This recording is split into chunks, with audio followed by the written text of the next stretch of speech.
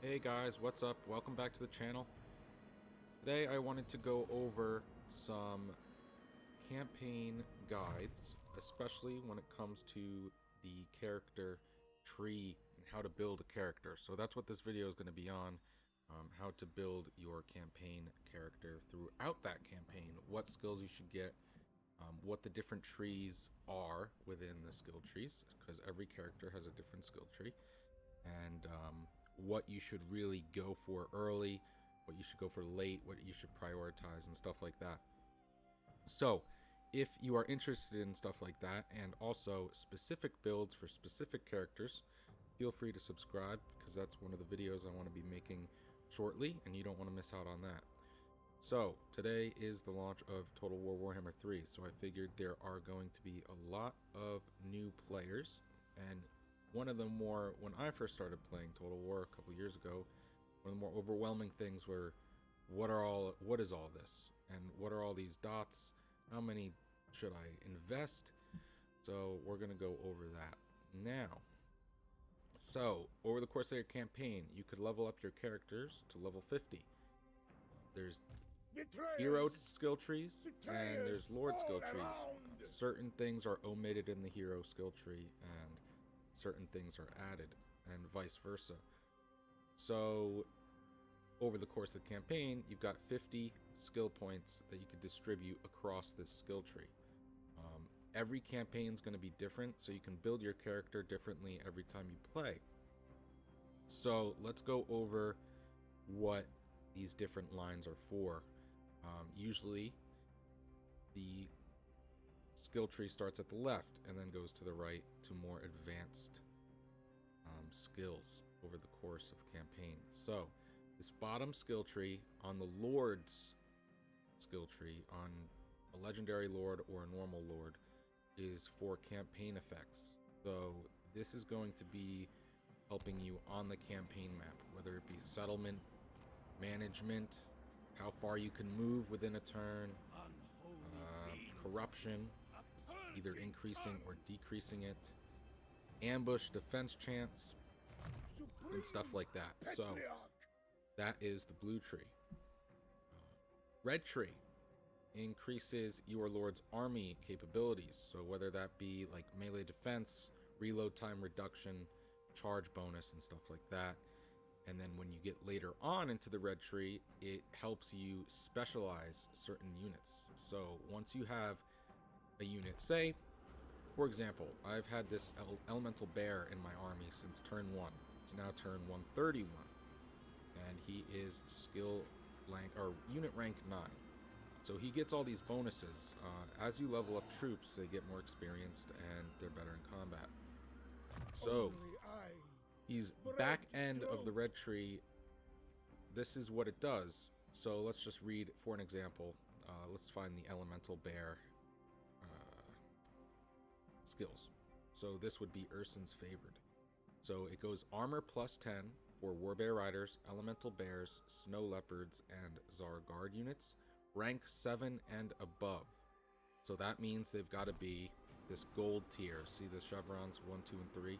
So as long as they're above that 7th level, they get even more special buffs depending on what you pick on the skill tree.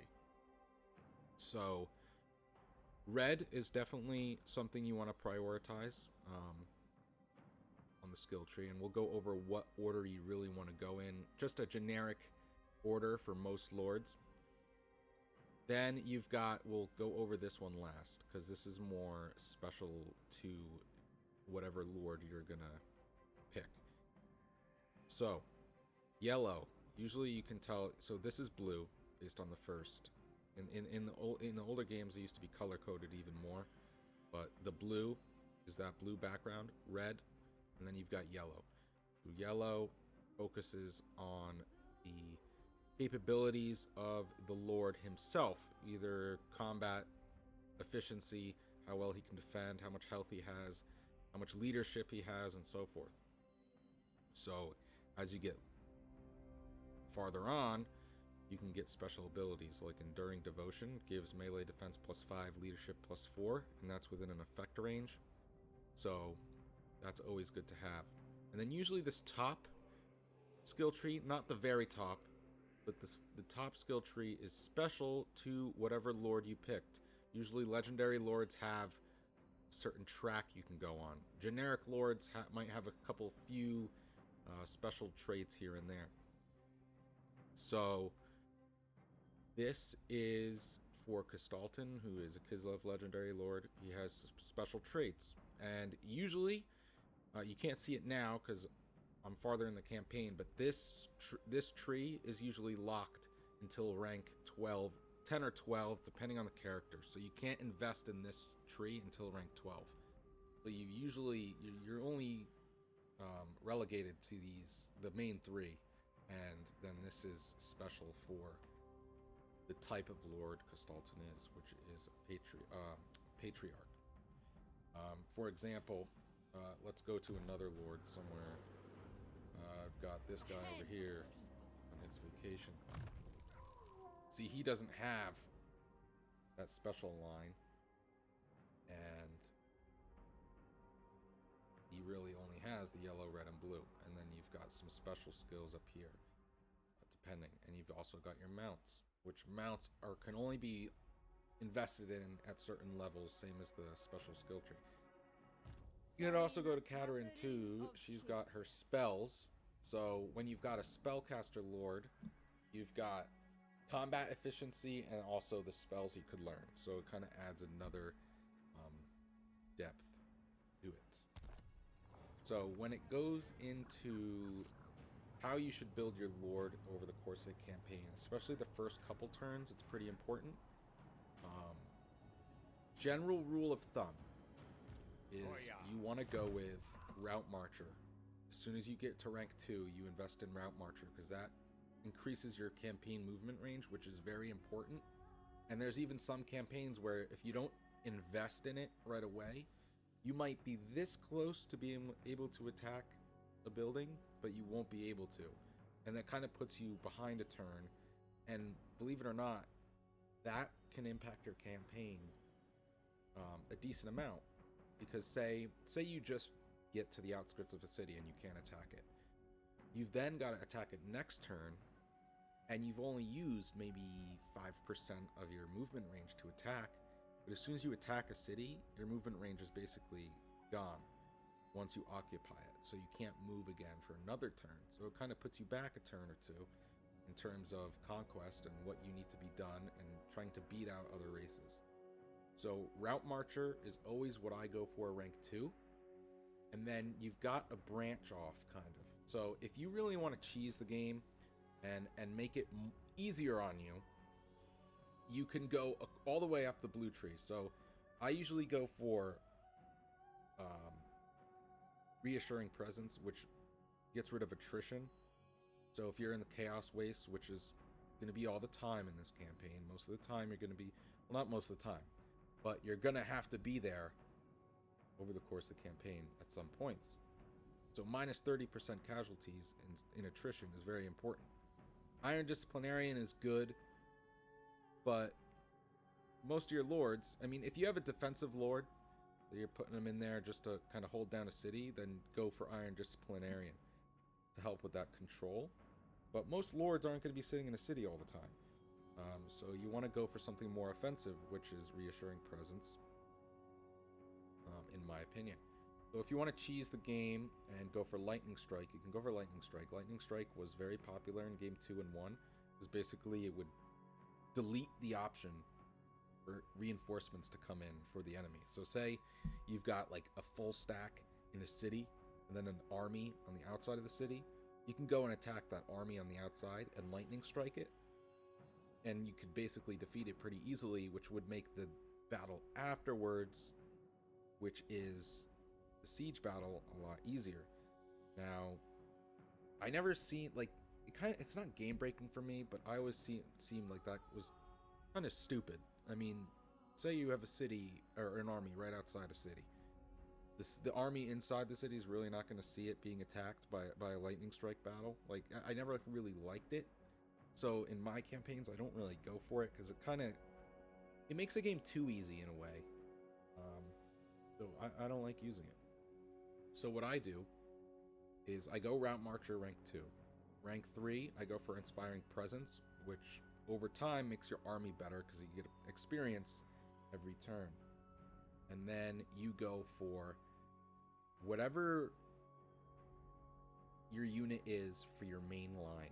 So, for example, Kislev, their main unit for their main line is going to be the Zargard or the Armored Corsairs. So, in the skill tree panel, you want to go for something that buffs those units. So, for example, Kislev, you always want to go for firing drills. This gives your units +6 when you max it out, because all these in the main tree, like in this pool here, you can buff up 3 times. That's what these dotted lines are for. So I always go for firing drills for rank 4, 5, and 6.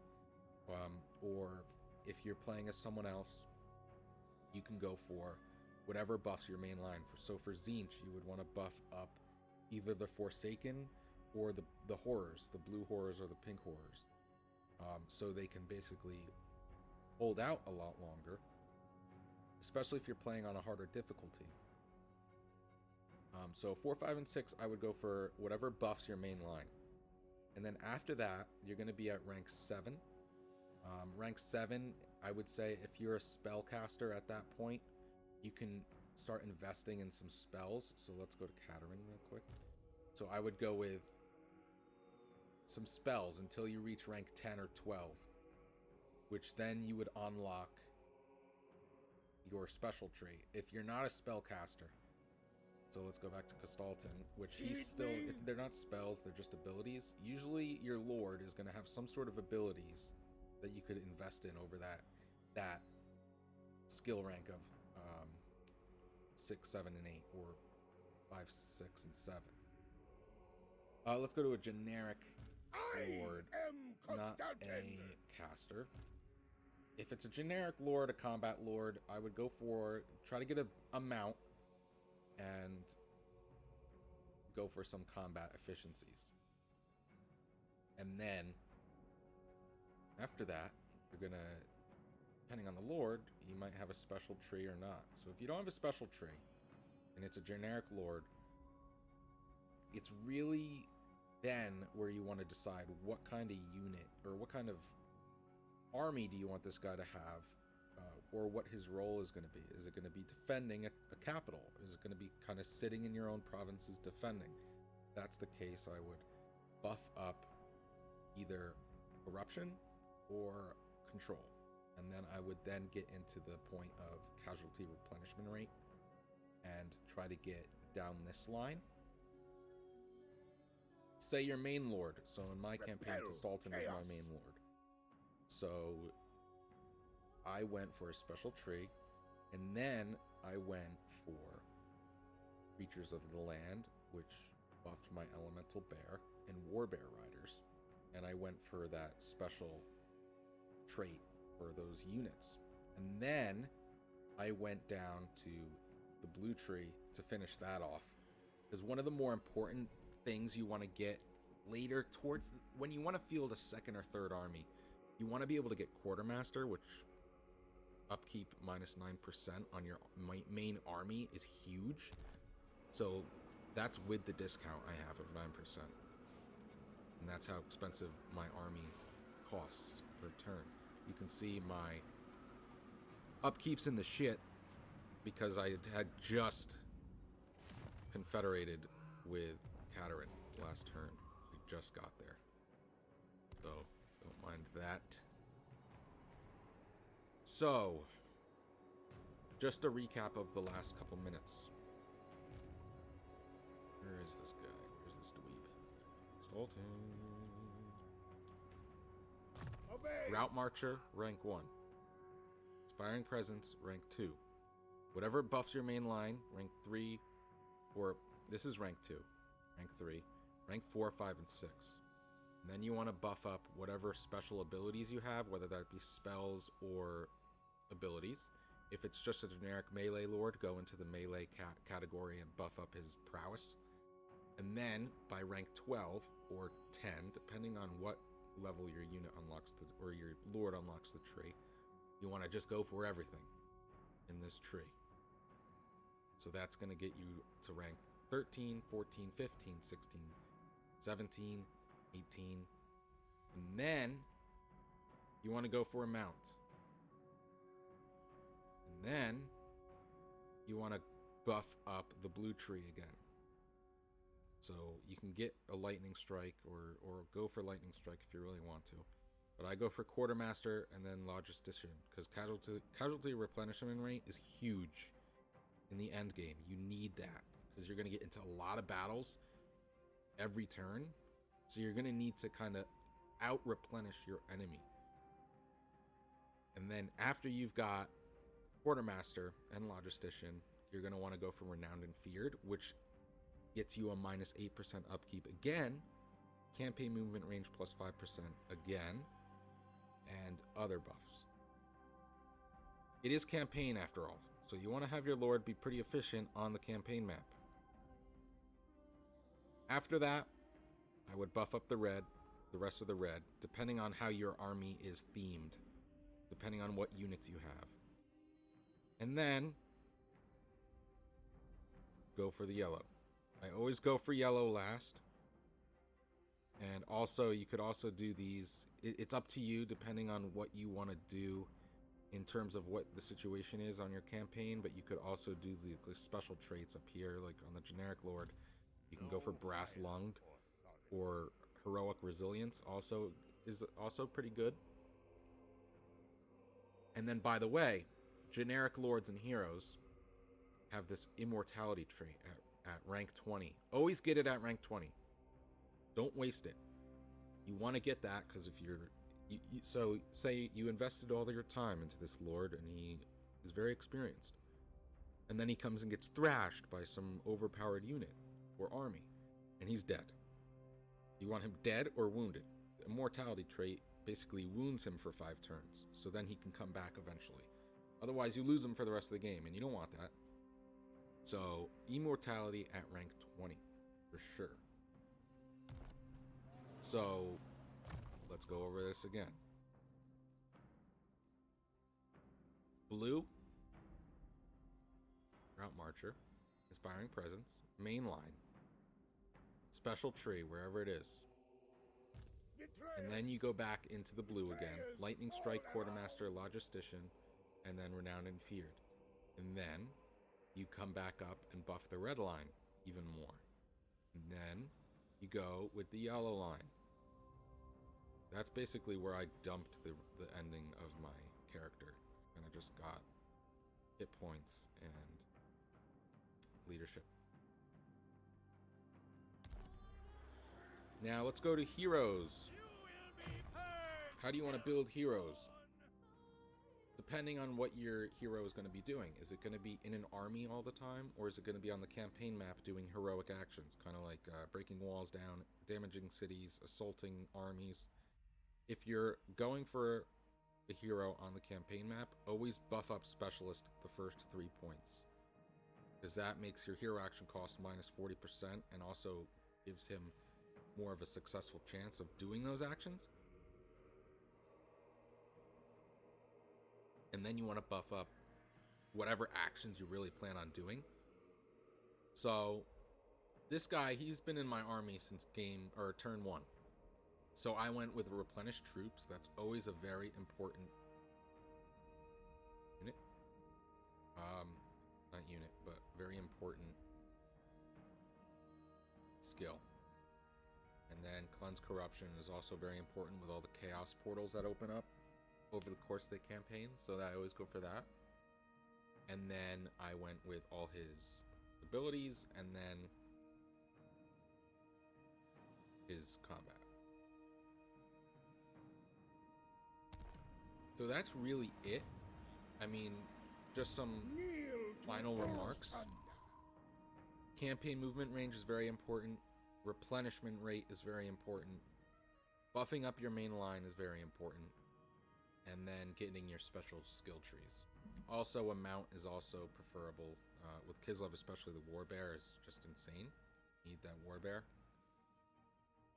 So, that's pretty much it. Let me know if you want me to kind of guide you on what certain builds you can go with. Also, this is Bellacor's skill tree. I had just gotten him. I haven't buffed up the skills yet. He doesn't have a red line. But we can go through what I would use, what I would do with him. So first, I would get Route Marcher. He doesn't have a red line, so I'm not going to worry about a red line. In that case, I would kind of skip over the red line, kind of go into what his special abilities are. Unholy Resilience would be good. These are his special skills. And then I would go into the spells. And some armor. But then you really want to get... I guess that's kind of wrong. Let's go Route Marcher. Doesn't have a red tree, so let's get his special abilities. Really, only his special abilities is important. Then I would come back down here, do Relentless Advance. Amber Success Chance would be good. Protecting from the Skaven or any stalking unit. And then Upkeep, Logistician, Renowned and Feared. And then I would get some spells. You could really, I mean, because you get him at rank 20, so you automatically get 20 points to spend. Back to former glories. That's pretty much the guide I have for you guys. Like I said before, if you need any help with how to build a certain character, let me know in the comments.